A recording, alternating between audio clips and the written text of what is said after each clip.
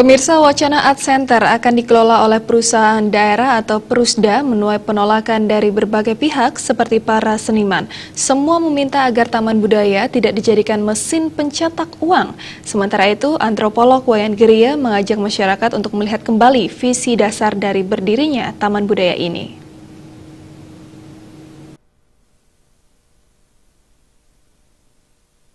Perusahaan daerah atau Perusda Bali berencana mengelola Taman Budaya atau Art Center Denpasar. Alasannya selama ini pengelolaan Art Center belum optimal khususnya dalam penjualan tiket masuk maupun pemanfaatan ruang. Rencana ini pun ditolak oleh sejumlah seniman. Sementara antropolog Wayan Geria mengatakan dirinya menghargai rencana ini, namun jika dilihat dari visi dasar Taman Budaya di Indonesia, rencana ini kurang relevan. Nah, kemudian apabila ada ingin Perusda, itu kan jenis perusahaan, bagian dari Pemda.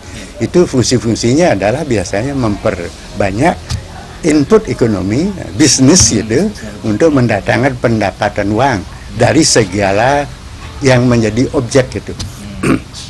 Kemarin berkembang pemikiran gitu.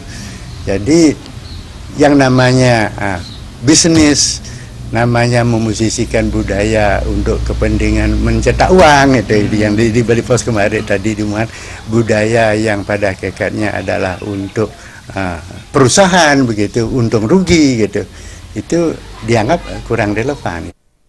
Wayan Geria menambahkan, awal sistem manajemen Taman Budaya di Indonesia berada di bawah Dirjen Kebudayaan, Kementerian Pendidikan dan Kebudayaan RI atau sentralisasi.